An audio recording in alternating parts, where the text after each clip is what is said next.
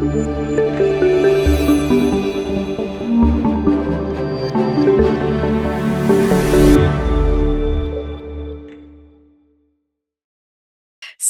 I'm absolutely delighted today to be joined by the lovely Robyn Harris. Welcome, Robyn.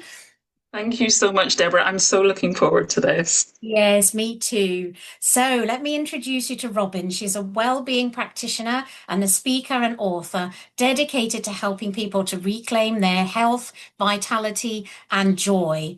And after she experienced burnout as a sign language interpreter, she embarked on a really profound healing journey of her own. And she now shares that through her book, Take a Walk on the Wild Side, and also her transformative wild well-being approach. So, Robyn's work is rooted in the belief that our bodies hold a really deep wisdom and that true healing comes from understanding and working with rather than against our natural rhythms. Through bespoke coaching and energy techniques and workshops, she supports individuals in tuning into their body's signals for greater confidence and balance, navigating stress and challenges with confidence and clarity, and rediscovering joy and vitality by embracing the wonderful, intuitive, loving dance of life. So, welcome, Robyn. I'm really excited for this conversation. And me, very much so, Yes. Deborah. So let's get into this then. So you and I have talked a lot in the past about the concept of empowerment for people who are living with health issues. How do you define the concept of taking our power back in terms of health and well-being? What does that mean? I think certainly in the West, and I live in the UK, so I can only really speak to the situation here. But I think we've been brought up with things like if you're ill, you go to the doctor. And we know that doctors, obviously, they go through a lot of training. They've done a lot of hard work. They have presumably a lot of experience, depending on how long they've been a doctor. So we kind of just assume they're going to know it all. And in that respect, we're giving our power away to a large extent. I always think that we are the only one who has lived our experience within our body and knows literally from the inside out how we feel, how we experience things, what our thoughts are, what our values are, what our beliefs are. So I'm not saying that we shouldn't ever go to the doctor, not by any manner of means, but that when we do, we recognize we are the authority on ourselves, our experience, our life, our lifestyle, the choices we've made and why, and what's going on. What are our stresses? How are we experiencing those? The doctor has all of their medical knowledge, which is great. We can bring the two together and be in partnership, not to see the doctor as our medical expert, but we are an equally valid part of the medical team that's looking after us, with the doctor, the nurse, whoever it is, and ourselves. And that we're on equal footing and we can share what we think and how we feel, and that maybe there are things we disagree with or would like to approach in a different way, or we'd like to bring in another perspective. Because I am a wellbeing practitioner, as you said, and I see it as complementary. I don't see it as alternative. I'm very much about there is a place for doctors and we can work alongside of them to enhance the treatment or procedure that we're following, the path that we're following. It's not about saying not to use one thing or another, but how can we bring them together so that they, the sum is greater than the total is greater than the sum of the parts. Because I think that's the way that we get the best from that. And we need to be that equal partner, I think, in order to achieve that and to know that, yeah, it's my body and I get to make the choices ultimately. And in order to do that, I want to make a fully informed decision. So I need to know all of the different aspects that resonate for me.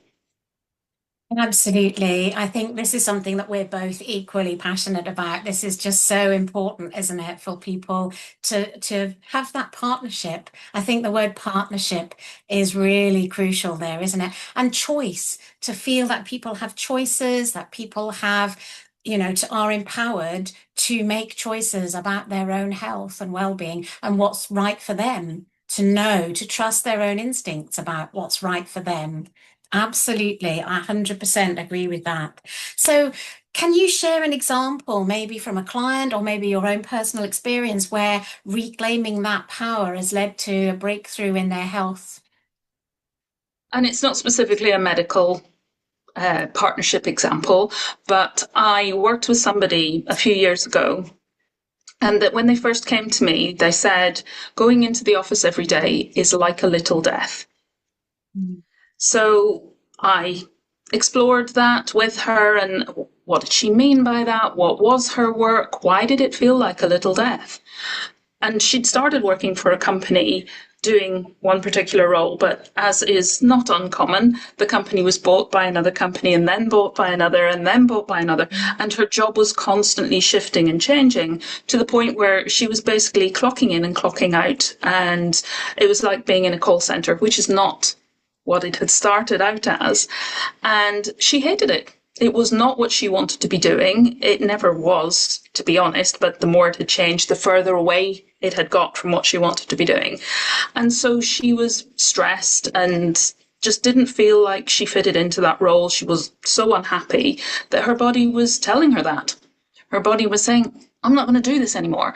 So she was signed off sick with ME. That was the diagnosis she'd been given, meaning that she had no energy, she was stressed, and deeply fatigued, aches all over her body.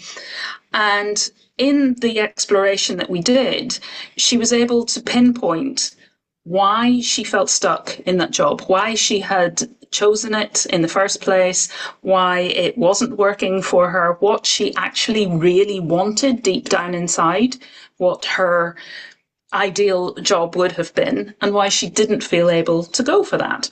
So having identified that, and it came down to the fact that her father had said to her, you need a proper job. And the kind of underlying message was, a proper job means a job in an office. And if you don't have that, that means you don't have a steady, regular income. And how are you going to survive? You probably won't.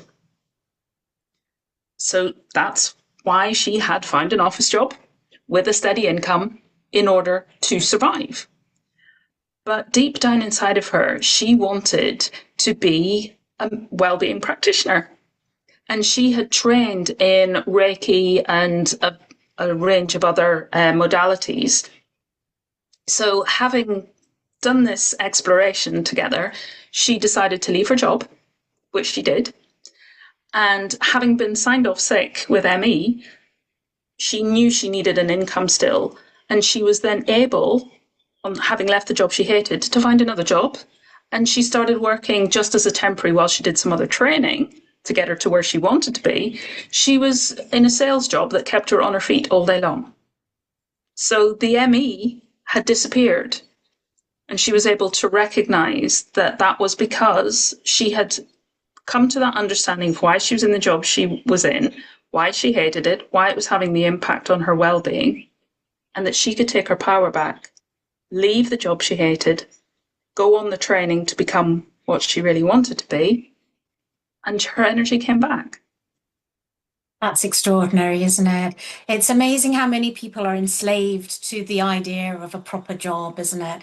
We get Yeah. kind of brainwashed into that. We have to have a certain type of job, but the impact on our physical health and well-being of being shackled into a lifestyle that we hate, as you've just described, it manifests, doesn't it? That misery and that distress and that not bringing your true self to fruition, that suppressing of your true energy, it then manifests as disease and illness in the body.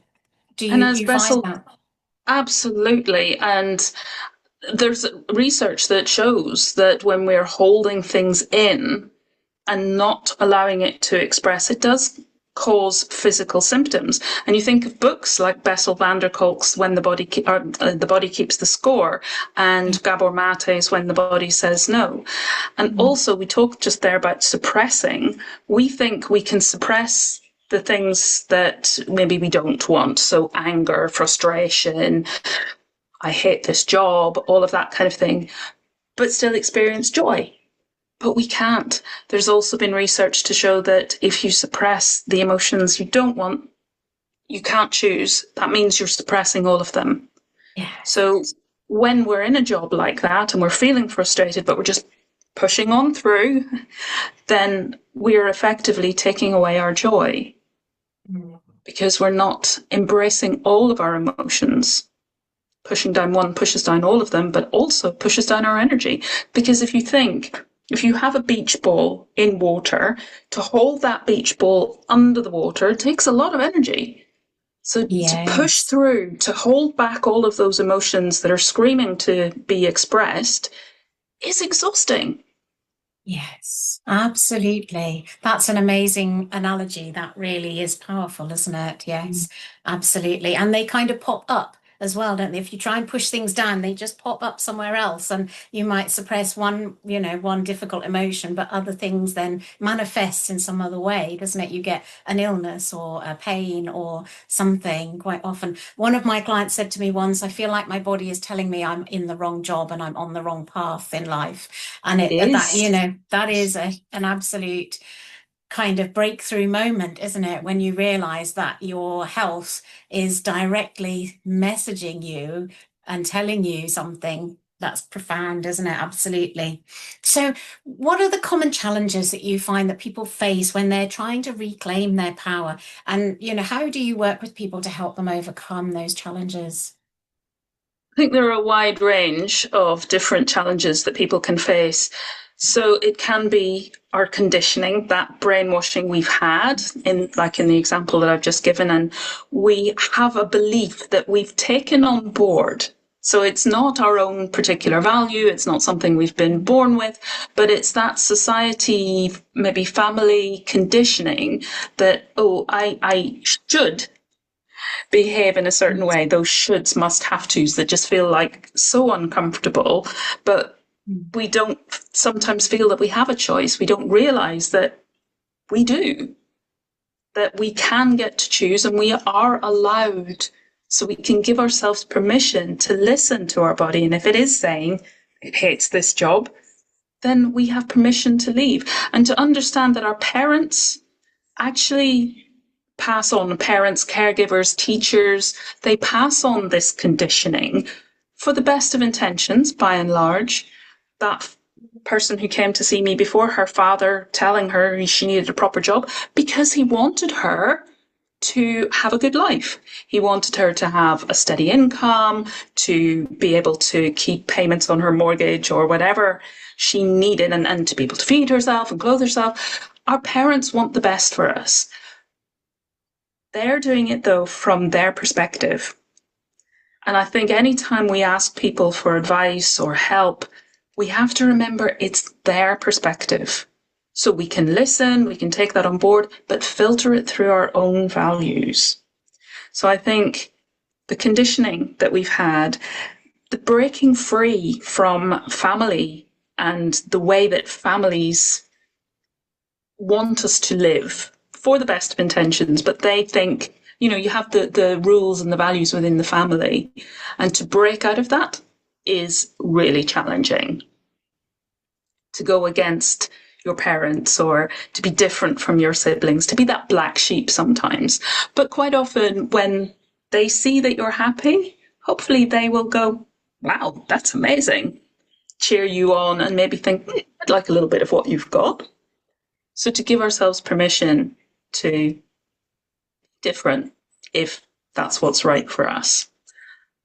And I think as well, in the UK particularly, or the UK that is the only one I can speak to really, I was talking to somebody recently who said that if you have something like fibromyalgia, and at the moment you are really unwell and unable to work, but you want to break free from that, it's really difficult because if you're unable to work, you're currently claiming benefits.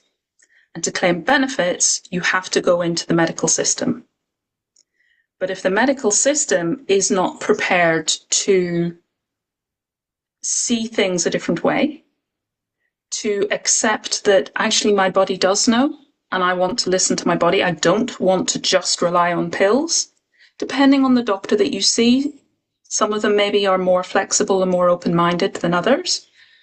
But I think getting into that medicalized system, or if you're already in that medicalized system, it can be quite challenging to come out. And if you are somebody who has already followed a more holistic journey, but then because of something that has happened, I'm just thinking of a particular example of a friend of mine who had been through cancer twice and had supported herself in a very holistic way and had remission of that cancer. And then it came back in her bones. And bone cancer is so painful that she was under the doctors. She'd been taken into hospital so that they could treat her pain. And she was really struggling because then they expected her to do certain things in certain ways, which she didn't want to do. So I think that can be a challenge as well. And the beliefs that we've internalized, whether it's medical beliefs, family beliefs, I think that breaking away from how we've always done things, how our family have always done things, or how the medical profession believe things need to be done, and where we can get caught in that system as well if things are done to us rather than for us, or giving us the space to make our own choices and decisions, and not feeling powerful enough in that relationship with the medical professionals to be the partner, the equal partner, and have that equal say. So that's where I support people to realize you can give yourself permission to do things your way, even if that's different, that's fine. But also for those who maybe have never practiced that, to explore, well, what is my way? What is authentically me? What do I want? What is my body telling me? And how can I stand in my power when I'm talking to a medical professional so that we are having a collaboration rather than I'm feeling like, well, I just have to do what they say. And if they prescribe a drug, I have to take it. I heard about somebody recently who was prescribed, it was actually chemotherapy, and they were really struggling because of the terrible side effects they were experiencing. But they were sat at home, not going to the doctor and saying, I'm really struggling, but sat at home thinking, the doctor's given me this prescription, I have to take it. And that just makes me so sad because chemotherapy is such a strong, often very, strong dosages, and it does have a huge impact on your well-being, and it depletes you and drains you right at the time when your body needs to be strong. Yeah. So that made me sad that that person didn't feel able to go back to their medical professional and say, I'm really ill on this medication and it's taking away all my quality of life. Absolutely. I think that's so important, that ability to advocate for yourself, to be able to speak your needs and to have the courage to do that, because it is very hard. And sometimes, unfortunately, it's not welcomed within the medical world that we live in. Sometimes it is, but sometimes it's not. And that's really hard, to find the bravery and the courage to find your voice, particularly when you're at your lowest ebb and when you're poorly and when you are suffering side effects. But it's so important that people do speak to their health professionals and do advocate for their needs and for what they want and the way that they want to be treated. Absolutely. One of the doctors that I trained under as a cancer specialist, her mantra was difficult patients do best. because Yes. the ones that are traditionally classed as difficult are the ones that speak, that ask questions, that want answers for everything, that want to know things. And doctors sometimes class those as difficult, but they're the patients who actually statistically recover better because they have that ownership of their treatment, and they're more in tune with their body, and they're making choices about what's right for them, and they're advocating for themselves. That actually has, as she said, clinical statistical outcomes of improved, outcomes for people. So it's so important that we foster that as a good thing. And I love what you said there, permission to be different.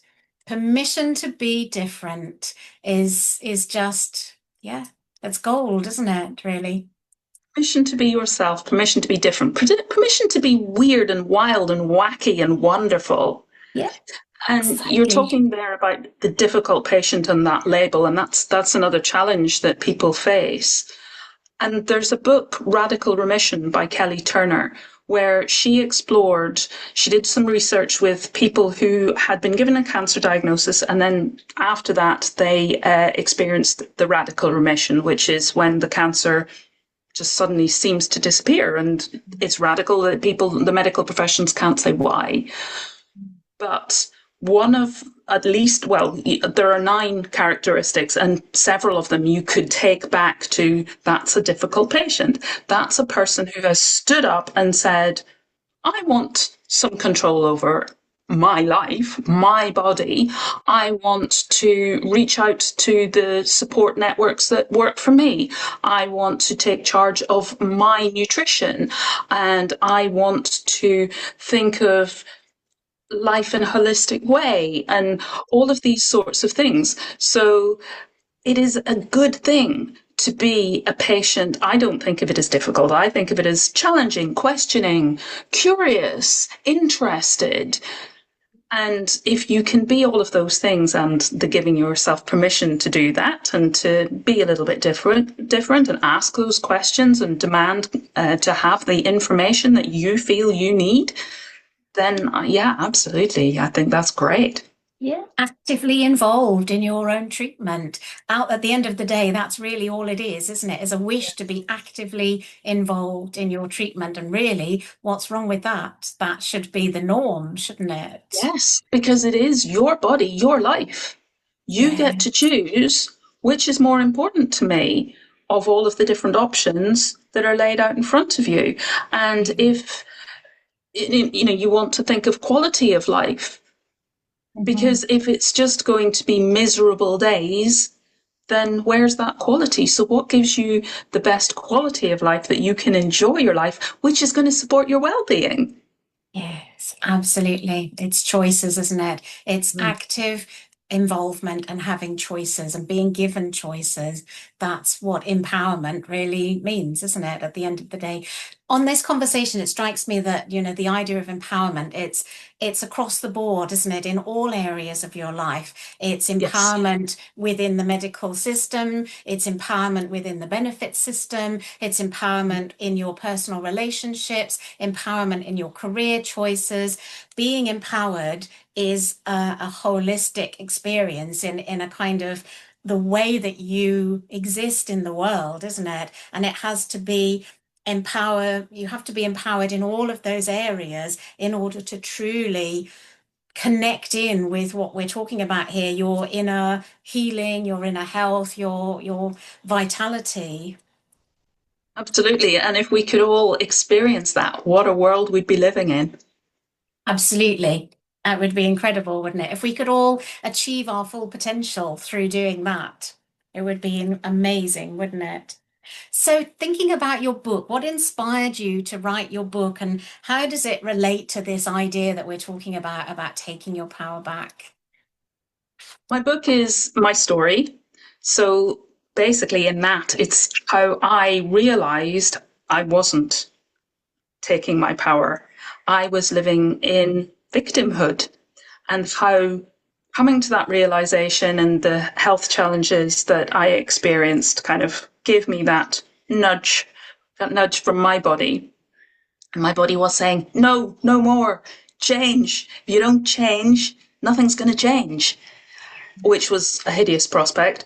So the realization over time, it wasn't a fat. I took the scenic route. It took me a while to learn my lessons. But I think as well that that's important. It takes you time to get to where you are. It takes you time to get to where you want to be. And it's not so much about the destination, which I never really appreciated. You hear that being said, and yeah. It is about the journey. And it's every step along that journey can be amazing and wonderful and eye-opening and oh my goodness. So although you think my destination is still a distance away, it doesn't really matter because I'm too busy just exploring where I am right now and getting every single aspect that I can out of each moment and learning because I just love, since I've started on this journey, I just love to learn. And there's so much to learn. There's so many opportunities, meeting new people, reading things, exploring things, thinking about things. There's so many opportunities for that learning, which is growth. So having been on that journey, then, and the things that I learned along the way, I then was able to see other people who are where I was towards the start of my journey. And I'm thinking, you don't need to be there. I know what it's like. It is really uncomfortable. And from where you are right now, you may not see that there is a way out, but there is. I want to share that. I want to share the hope that I found, because when I started my journey, I felt I was hopeless. So what I want to do now is to share with people there is hope. I did it this way, and my book shares exercises and tips and techniques. And I also have a YouTube channel where I share more, and there are links in the book to playlists on the YouTube channel. So it's basically, here's what I found helpful. If there's anything in here that works for you, take, adopt, adapt, make it yours. Take ownership of the things that you can from what I share and suggest. You don't have to do it how I did it. This is just how it worked for me, but make it yours. Add little bits, tweak little bits, play with it. Play, just play, and enjoy the whole process. Because the more we can make it fun, the more we just enjoy every step, and we're not worried about getting to the destination as much as just enjoying along the way, which gets us there faster. Oh, absolutely. I just love that. I think so many of us come to this from our own journey and from Absolutely. finding that there is hope and that it is possible to improve our health and recover our health and to change our lives.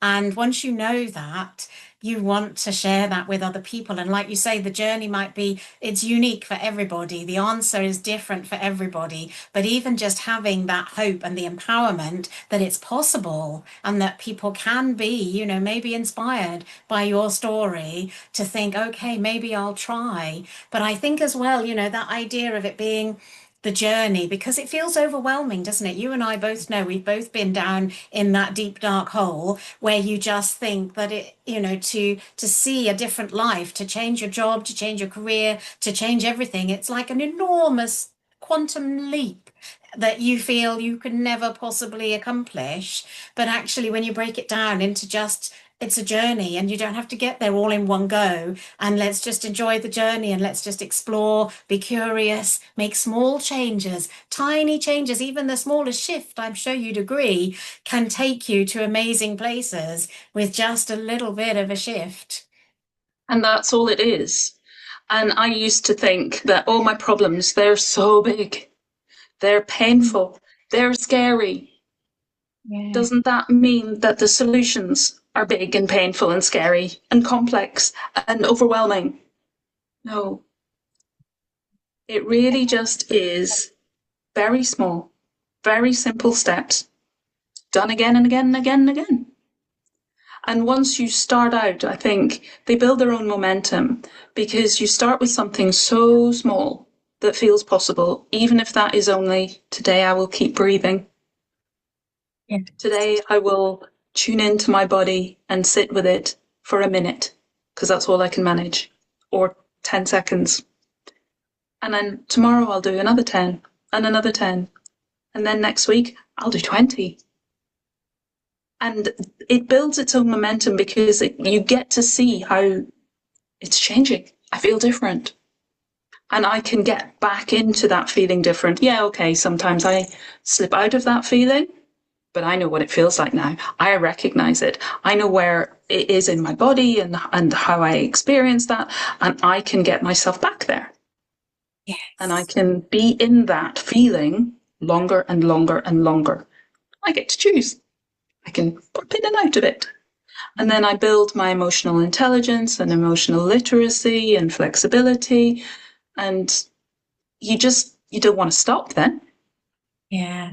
It's a case of, like you say, it's about having choice, isn't it? And, you know, just tiny little things like that, just small steps can, tiny moments of joy. I think joy you touched on there. Joy is so powerful, isn't it? Because we lose that. Once we've lost our joy, then we get trapped in this cycle of being stuck in this misery and suffering. And it's so hard to see how you can possibly feel joy, but you can, even momentarily. It doesn't have to be like a Zen state of bliss 24/7. That's unachievable, isn't it? But you can find moments of joy. And once you find moments, you can string them together and find a few more moments. And then it's amazing the physiological change that that has in our body to help us physically change our body state.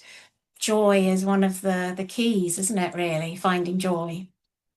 People talk about glimmers, which Yes. it's that idea of there's a little spark of light. And we talked about wild on my name there, and also it's the title of my book, Take a Walk on the Wild Side. And the W is for wonder, because as you say, we get bogged down.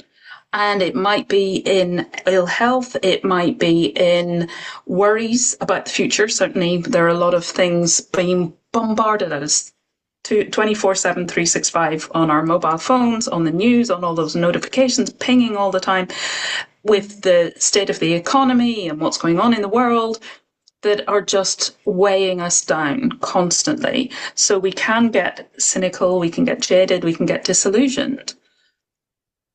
How can we then look for ways to come back to those childlike eyes of wonder, where we let go of all of the, just even briefly? And I love as well, Jack Cornfield says, it's not about letting go, just let be. If you can allow it, just let it be. It'll come and go of its own accord.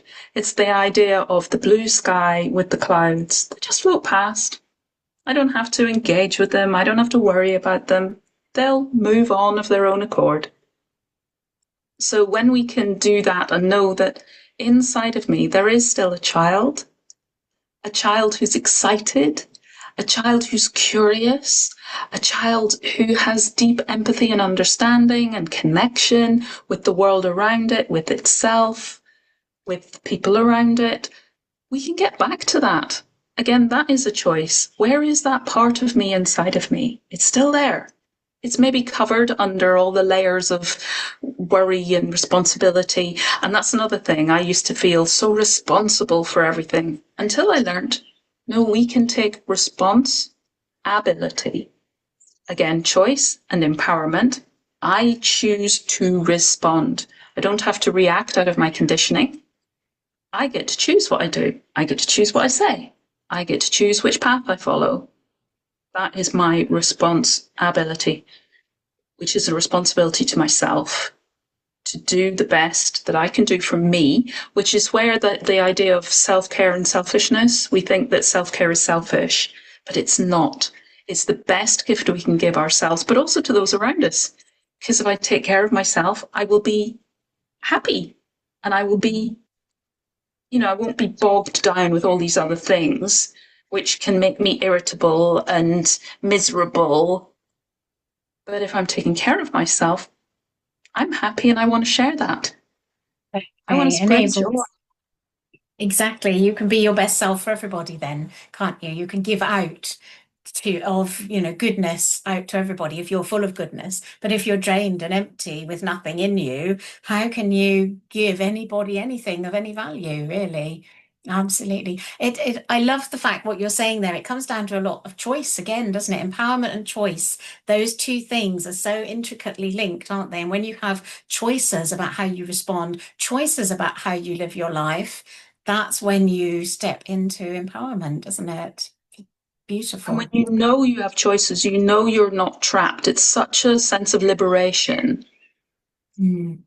And that freedom, then I get to do what I want to do in the way that I want to do it. And that's not to say that I don't care for others. Of course I No. do. Yeah. And I get to choose if in this moment, because I'm a parent or I'm a carer, I put the other person first Mm. because their needs right now are right now. They need to be Yes. attended to. Mm. But I also have permission that once I'm done with that, I can take 5 minutes to go outside and get a breath fresh air or whatever that might be. Or ask somebody else, right, I need you to do 5 minutes so that I can take a break. Absolutely. Yeah. I think people get stuck, don't they, in the idea that it has to be perfect and wonderful and they have to have a week lying on the beach in order to, be self-care. And actually, it can be just 1 minute, 5 minutes. It's achievable. It's little things that we dot into our day that give something back to ourselves. And that feels so much more achievable and more in tune with being not selfish. That's a much more palatable idea for many people, isn't it? And when we're doing that consciously, so it's not just I run outside, I go, and then I run back in and I keep going, but I actually take time to go outside, to breathe, to be present, to this is my gift to me, and I'm going to milk every moment out of it. Mm. And then when I am refreshed as much as I can be in the moment, then I carry on. But I carry on from a different place because I'm not in that fight or flight state. I've been able to center and ground, Yeah. which is great. That's why I keep coming back to the breathing one. Breath, it's always here. As long Yeah. as we are alive, we've got that breath. We can come back to it, and it is our center. It is completely life giving, and we can use that for grounding, for coming out of our headspace into our body. We spend so much time up here, Yes, in our running round and heads. round and round in that hamster wheel, Mm. and we're not listening then to what's going on here. And this is where our wisdom, yeah, we've got is it book smarts? Hermione Granger calls it in Harry Potter, the Harry Potter series. We've got intelligence up here, but we've got a lot here too. And our heart brain and our gut brain is like they say, we've got two ears to listen more than we speak because we've got one mouth, but we've got two brains in the body. So we should give weight to those too. And Mm. the heart gives out more electromagnetic activity than the brain, which just blows my mind because we always see the synapses firing away. Yeah. But the heart has more electromagnetic activity, and the gut brain sends more messages to the head brain than the other way around.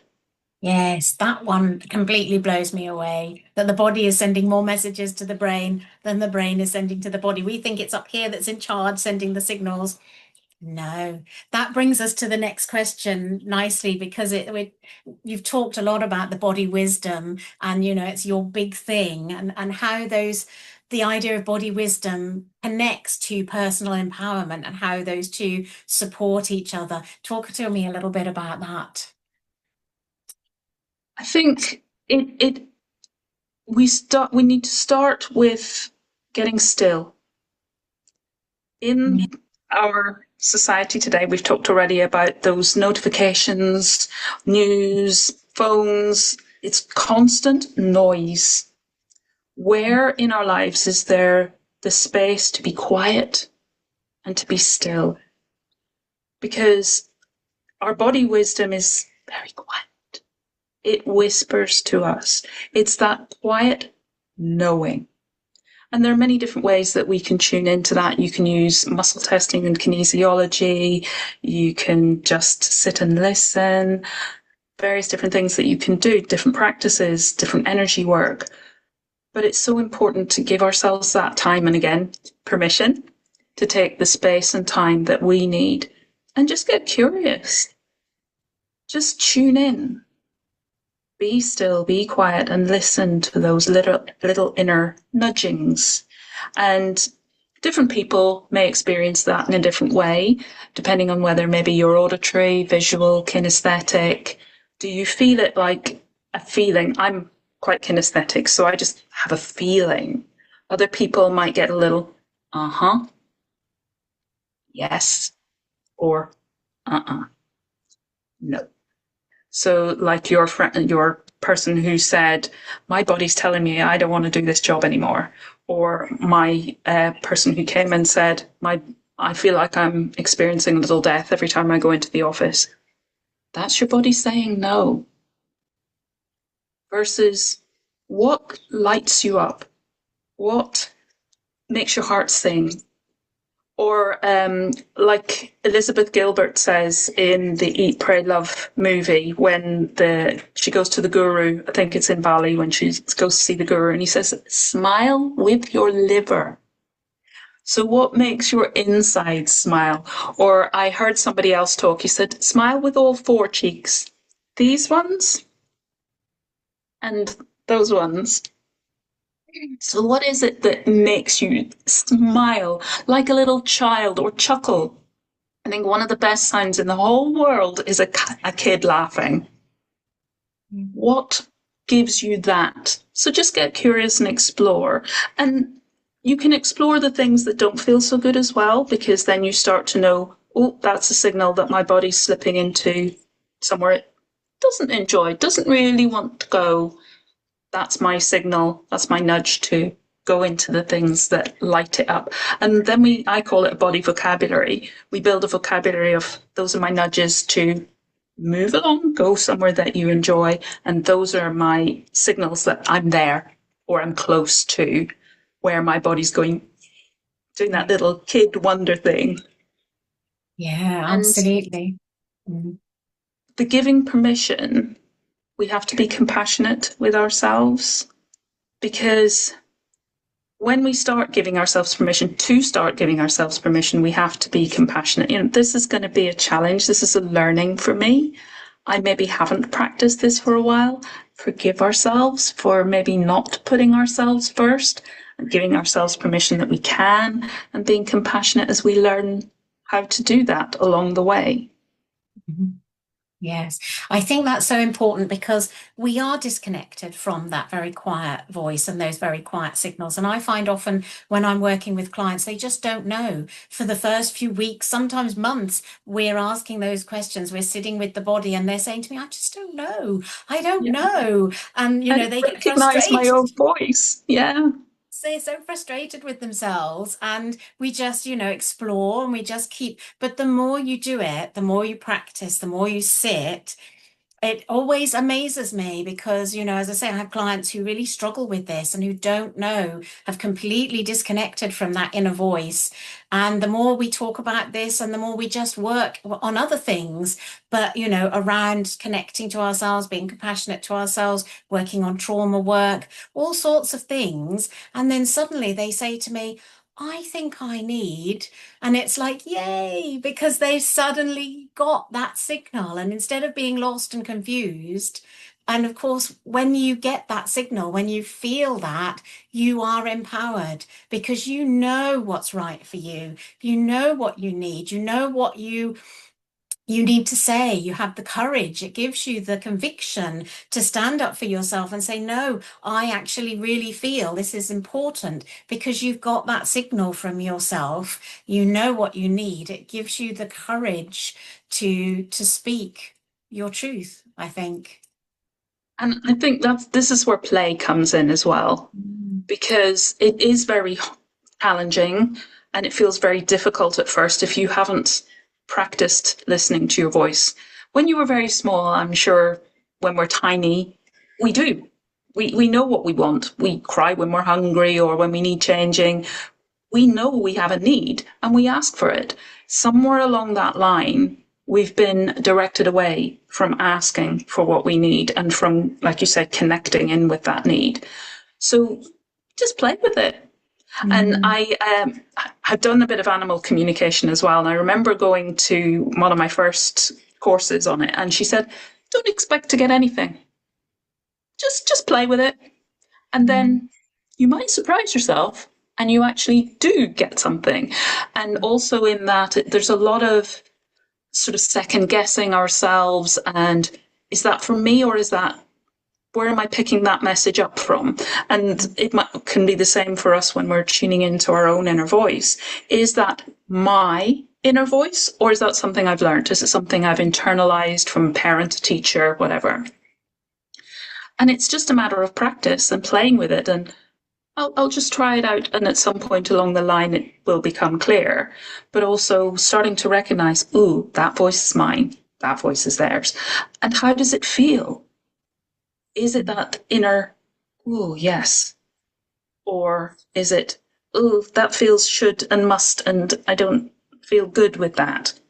Then it's not your voice. Your voice will never criticize you. It won't tell you to do things that are not good for you. And I think there's an important distinction here. It might say to do something that you don't really want to do. So I never wanted to stand up and speak in public. I never wanted to do anything like a podcast. I didn't even want to network. But my inner voice was saying, go on. Go on. I didn't want to write a book either. And my inner voice was saying, go on. So there are things that maybe up here we don't want to do because, again, it's just a part of us trying to keep ourselves safe. We don't want to embarrass ourselves. We don't want to fall flat on our face.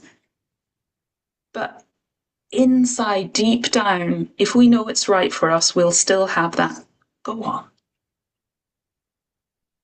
Absolutely. A lot of people talk about gut instinct, don't they? That's a concept that we're familiar with. And, people can tune into that gut instinct. We have those gut instincts, or wherever you feel it in your body, you have that instinct and that push. And that, I think, the desire, isn't it, to be the best you can be and to achieve, and that spark of potential, that's saying to you, go on, you can, and you can trust it. Yeah. Begin to trust it. And there's that theory that if something is big and scary, then it might be the thing that you need to do. Yeah. So like for me, speaking in public, writing my book, because I've shared my story and that feels very vulnerable and it feels very exposed, but it felt right at the end of the day. And if somebody's feeling called to do something that they just think, oh, I could never do that, don't say never. Just play with it and break it down. You don't have to be there on day one. And also look, for example, with the public speaking, I looked at other speakers who I really, think they're amazing. Are they perfect? No.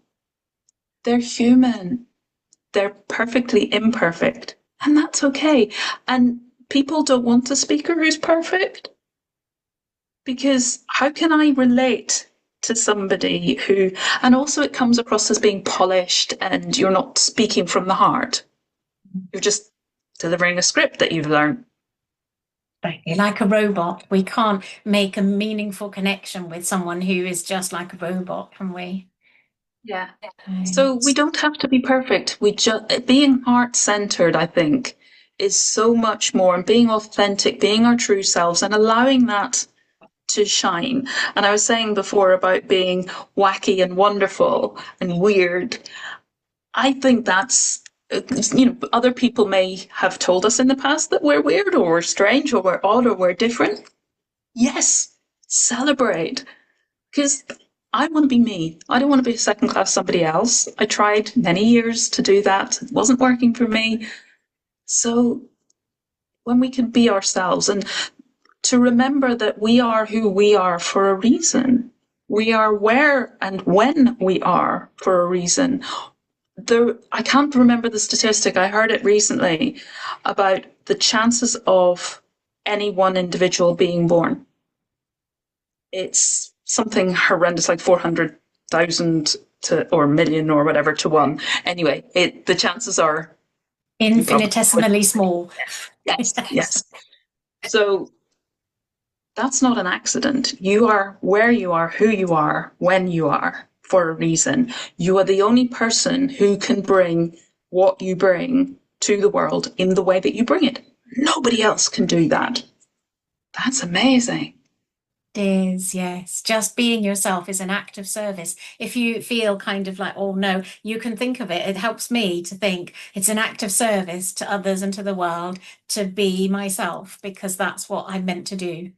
It's that's And it. even it's a disservice not to. You rob the world. So, Mm. and it's not, oh, look at me, I'm so special, I do all of this. Because I think people talk about purpose as well, and it often seems to be felt that I have to do something amazing and big and memorable and known globally, that kind of size of thing. Just be you. Yeah. Just be as much of you as you can be. And that's it, whether that's somebody who is a stay at home mum or somebody who runs a big company or whatever, or you sweep the streets. I mean, where would we be without people who look after the rest of us and clean and make the world, keep the world beautiful for us? So every single role, no matter how big or how small we might feel it is so important. And this is where I think our world is a bit topsy turvy. We tend to just say these roles are important and we'll give them loads of money or kudos or whatever. Well, what about the other people who are doing the roles that we don't see as important and the world would fall apart without them? Which is actually more important? Mm. It was interesting, wasn't it, during the pandemic that the key workers were not highly paid workers. They weren't the fat cats in the corporations who had to absolutely get into the office every day. It was the people on the supermarket checkouts and the lorry drivers and the bin men and the carers who are traditionally considered to be, poorly paid roles. But that was a real wake-up call, or it should have been a real wake-up call about how we should value those people and what they do far more than we do. Yeah, absolutely. So, what are some of the key things then that play into that shifting yourself from feeling powerless to feeling empowered? What are some of the key aspects of that, do you feel? The curiosity and the compassion and the Mm. permission to play and to enjoy every step of the journey. And I guess I kind of encapsulate that in WILD. W, we've looked at wonder. I is intuition. So that permission to listen to that inner voice. And the more we do it, the more we recognize it, the stronger it gets, the more our body rejoices. If you're listening, I just want to have a dialogue with you. I've got so much I want to share with you. Let's chat regularly. So I for intuition, L, love ourselves. So often we internalize those critical voices, which may have been given to us initially for the best of intentions, like the teachers who believe that, and it is their role to help us be the best that we can be. But sometimes I think I would question the way that it's done occasionally. I remember teachers of mine, and I think I didn't feel empowered. I didn't feel positively stretched. I felt nearly even scared. What are you going to do? How are you going to shame me or punish me? Mm. Versus how are you going to nurture me? So loving ourselves as we are. And even as we're not, we look at other people and we think, oh, I wish I could do that, or I wish I was more like that person. We are ourselves, and that's wonderful. And D in WILD is for dance. Because I used to say, and I've had people say it to me, oh, my life is one step forward and two steps back.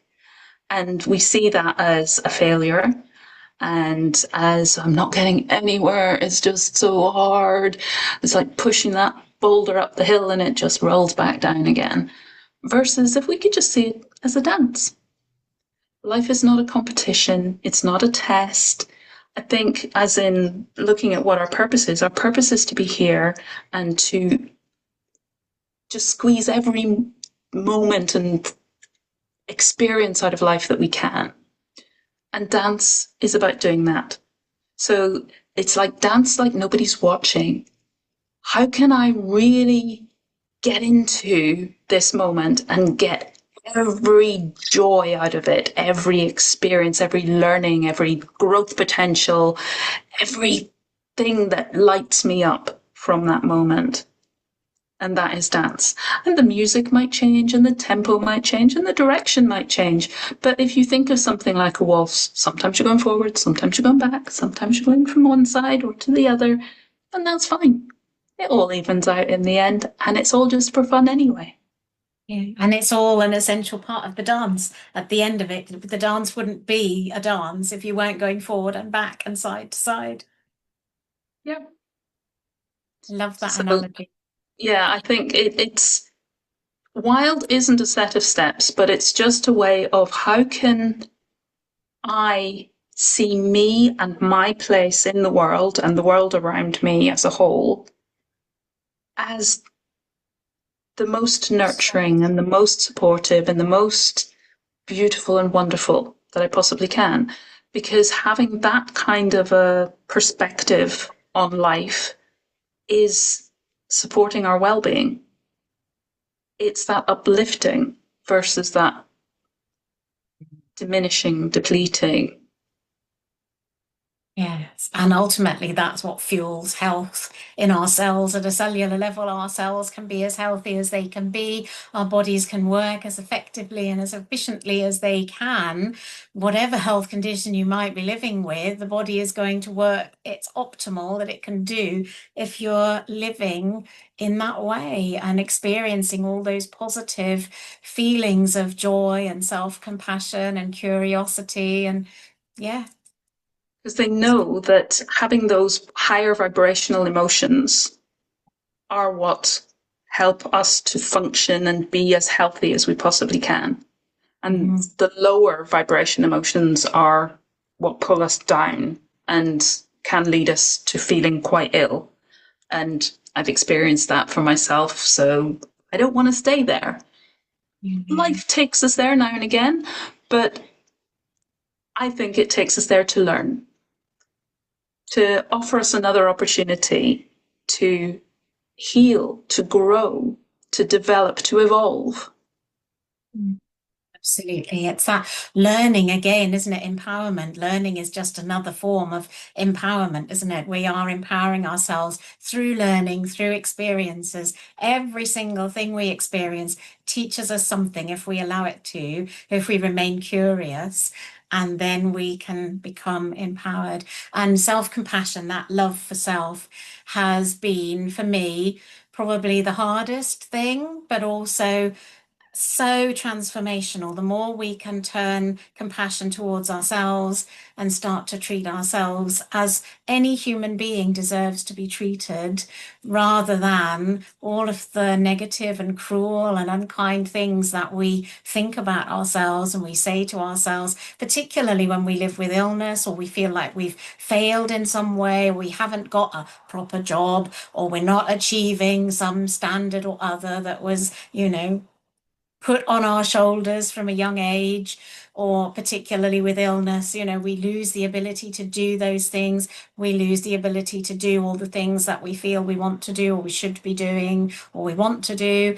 And then we start to be cruel to ourselves. And actually, that's a really downward spiral, isn't it? And it just leads to even more feeling terrible and even more sickness and even more criticism and self-hurt. And then, that's a really unhelpful spiral to get into, isn't it? And the more we can nurture ourselves, in spite of that, isn't a magic wand. It doesn't mean that the suffering and the illness and the difficulty all just magically goes away because we say, well, there, you'll be okay, and are kind to ourselves. But the more we can nurture ourselves, again, we're fostering that environment for health. Absolutely. Yeah.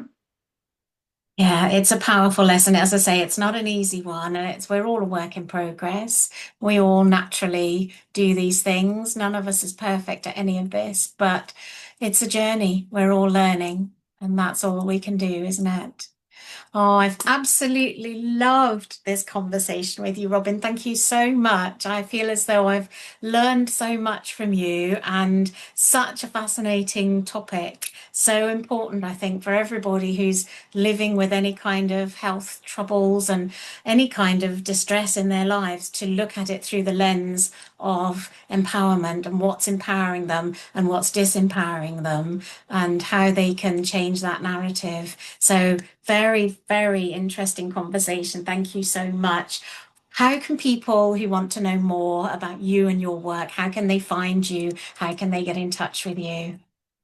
Thank you so much, Deborah. I've really enjoyed, as always. It's always wonderful to talk with you and feels uplifting and inspiring.